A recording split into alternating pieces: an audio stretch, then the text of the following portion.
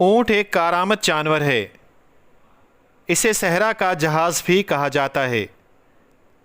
اونٹوں کی دو اقسام ہیں، ایک عربی اور دوسری بختیاری۔ عربی اونٹ کی ایک کوہان جبکہ بختیاری اونٹ کی دو کوہان ہوتی ہیں۔ اس وقت دنیا میں 1 کروڑ سے زائد اونٹ پائے جاتے ہیں۔ ان میں زیادہ تر تعداد صومالیہ، سوڈان اور موریتانیہ میں پائی جاتی ہے۔ پاکستان میں زیادہ تر اونٹ سندھ اور بلوچستان میں پائے جاتے ہیں۔ اونٹوں کو ریگستان پار کرنے کے لیے بہترین سواری سمجھا جاتا ہے۔ اونٹ بہت بھاری بوجھ بھی اٹھا سکتے ہیں۔ دنیا کا سب سے مہنگا اونٹ کویت میں ہے۔ اس کی قیمت 2 لاکھ کویتی دینار ہے۔ سعودی ریال میں یہ رقم 200 ملین بنتی ہے۔ سوشل میڈیا کے مطابق کویت کے اس اونٹ کو پوری دنیا کا سب سے مہنگا جانور تسلیم کر لیا گیا ہے۔ اونٹ کے متعلق جو حال ہی میں ایک دلچسپ تحقیق سامنے آئی ہے وہ کچھ یوں ہے کہ فرینکلن انسٹیٹیوٹ برطانیہ کے سائنسدانوں نے دریافت کیا ہے کہ اونٹ میں بننے والی مختصر اینٹی باڈیز یعنی نینو باڈیز کرونا وائرس کے خاتمے کے لیے بہترین ہے۔ سائنوویک ویکسین کو اسی کے ساتھ جوڑا جا رہا ہے۔ قرآن مجید میں متعدد مقامات پر اونٹ کا ذکر آیا ہے۔ علماء بتاتے ہیں کہ قرآن مجید میں اونٹ کا ذکر 13 مختلف ناموں سے کیا گیا ہے۔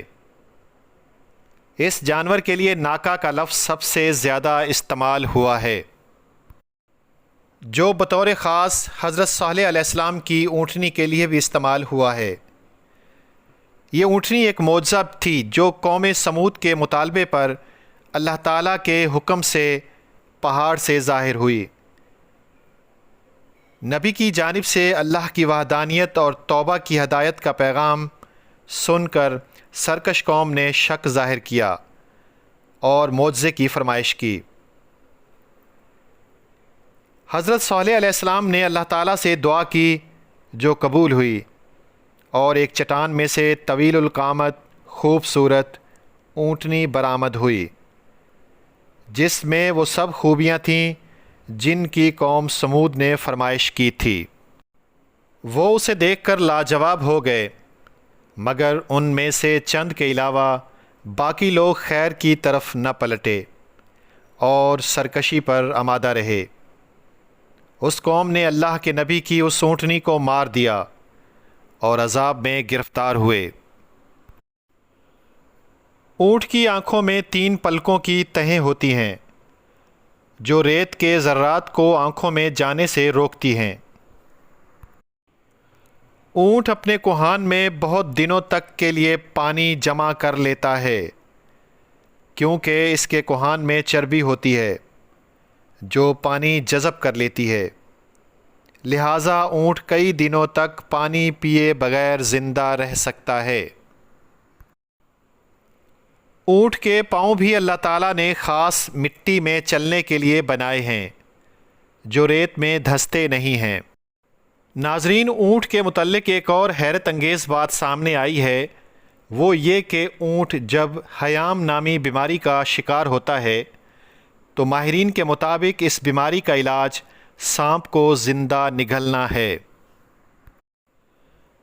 یہ بھی کہا جاتا ہے کہ جب اونٹ سانپ کو کھا لیتا ہے تو سانپ کے زہر کی وجہ سے اسے شدید پیاس لگتی ہے، تو اونٹ اس کیفیت میں وافر مقدار میں پانی ایک ہی سانس میں پی جاتا ہے مگر سیراب نہیں ہوتا۔